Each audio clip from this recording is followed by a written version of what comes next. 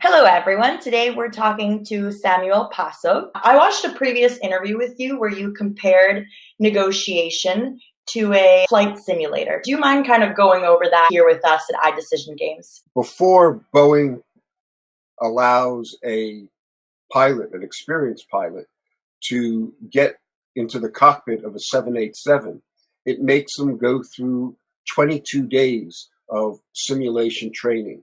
And that simulation training looks at weather conditions, landing conditions, possible equipment failures. The negotiation simulation does the same thing in that it tests the capability of a negotiator in different situations, such as the asymmetry of information, when their counterparts try to deceive them, to insult them, or it tests them to recognize different components that might affect their BATNA, a political situation, a different financial situation, a different cultural situation.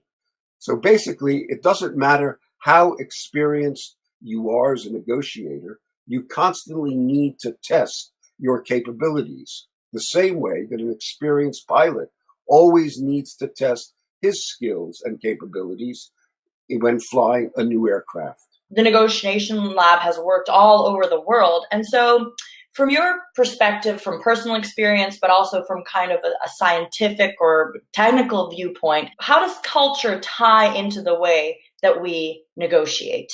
Basically, culture affects the perception that a negotiator brings to the bargaining table. His inherent values, how he looks at the world, how he views different human interaction. So you work in a kind of like a corporate classroom setting and also do corporate coaching when it comes to negotiation training. How has kind of using iDecision games changed the way that you approach negotiation training? Well, first of all, it took me 10 years to break away from the notion that negotiation training only had to be done face to face. Mhm. And the iDecision platform helped bring about that change because of the video chat function that not only allows two parties to see each other, but allows the teacher to observe in real time the negotiation and then offer a live debrief at the end. So far in the program we are running with a multinational where we are working with 62 executives in 13 different countries, we started off with 5 initial class sessions where we were able to run 31 simulations. And since then, we've been able to run 109 simulations from their offices because the key issue for many corporations is both the cost, but more importantly, the time it takes to bring many managers or executives in one place to take a training course. So we used to do all the training that way. And then we were asked to help devise a program where we could do that at least once so they get to know who the teacher is on a personal basis and then continue that every other month on the online platform.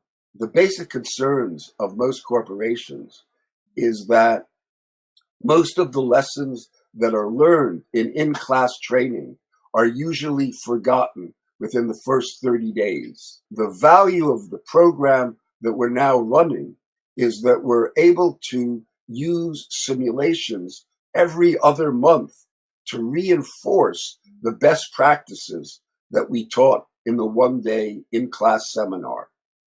And we are doing that on a yearly basis. So effectively 6 times a year, the managers are put through a simulation training. One of the main values of the platform is that it enables the teacher to capture vital data, such as making the student identify his BATNA, his counterpart's BATNA, identify the ZOPA, and his counterparts' interests before they actually get to the bargaining table.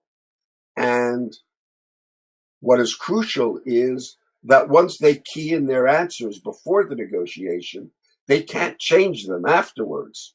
Mhm. So by the time I actually observe them in real time in the simulation, I actually know what their perceptions and their strategy was before they got to the bargaining table and Mhm. started the negotiation. Very rare to have that kind of insight or insight knowledge of how a negotiator is going to behave before they actually start bargaining with each other. In a classroom situation, you usually have too many students to be able to focus in on that kind of data, even when you're observing them in real time.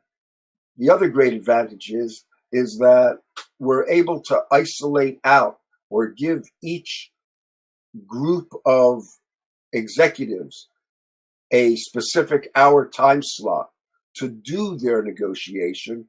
So we're not competing with other people as you would in a classroom situation. So it's essentially tailored very specifically to the individual. It's very tailored and it's very focused, Mhm. where there's just no way, even if you had 2 or 3 TAs to do it in a class with 12 to 60 people. You just couldn't focus in on that with the same detail. Also, at the end of the simulation, we asked them to answer another 17 questions, of which the two most important are the last two. We asked them to write out what specifically their counterpart did well in the negotiation and what specifically the counterpart could do to improve the next time they did a negotiation. And again, the whole purpose of this is peer to peer learning, because we find that certainly in a business environment, people learn more from advice or criticism from their peers than they do from outside advisors. That's very interesting. Since we work at iDecisionGames, we see it from one side, and it's always very valuable to us to hear how you perceive it on the other end. I would like to thank you for talking to me today. Have a good day.